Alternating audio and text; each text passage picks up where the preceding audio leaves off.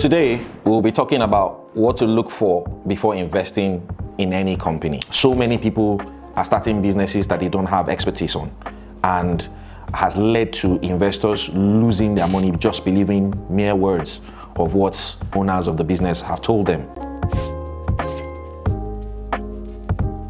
The first one is longevity of the business. How long has the business existed?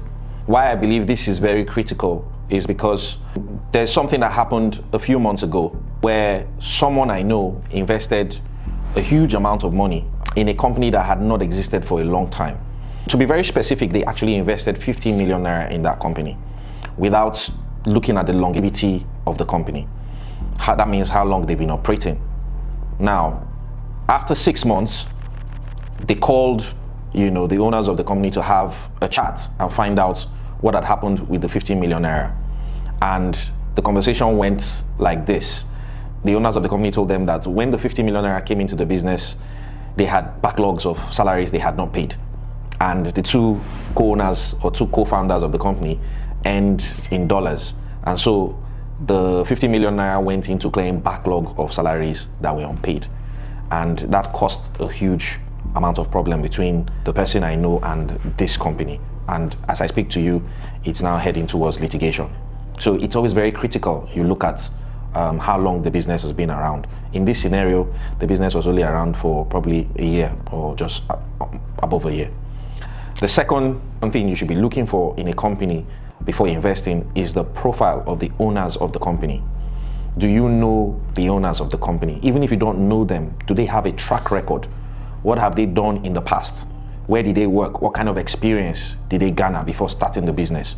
Why this is very critical is because so many people are starting businesses that they don't have expertise on, and has led to investors losing their money just believing mere words of what owners of the business have told them. So it's very, very important to always check the profile of the people you are dealing with before going into any venture or investing in any business.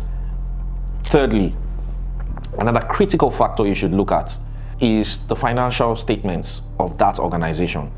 Before investing in any organization, one of the critical points you must always ask or find out is, have they kept their financial statements?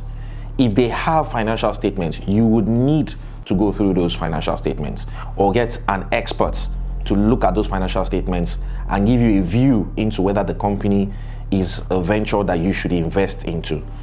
Why this is very important is because I've had a good number of entrepreneurs come to me to say, please, Habila, we want you to invest in our business. And I'm like, okay, that's not a problem. But the first thing I would want to see are your books.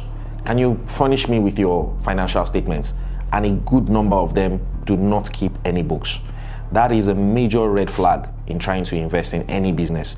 Once they don't have a financial statement or books to show what they have done, whether they've made profits or whether they've made losses, it is a major red flag and you shouldn't invest in such a company. And I also relate this to a bank that recently closed in Nigeria.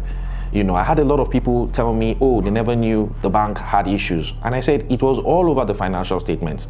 The bank had entered what we call negative shareholders funds. To break this down in simple, clear-man lay terms, negative shareholders funds means the monies that the owners of the business put into the business have been eroded, they've been lost. So why would you want to go and put your money in a company or a bank that has lost its shareholders' funds? I think if you're able to see the financial statements and understand it for yourself, or get an expert to help you understand what the financial statements are telling you, it will go a long way in saving you from any issues.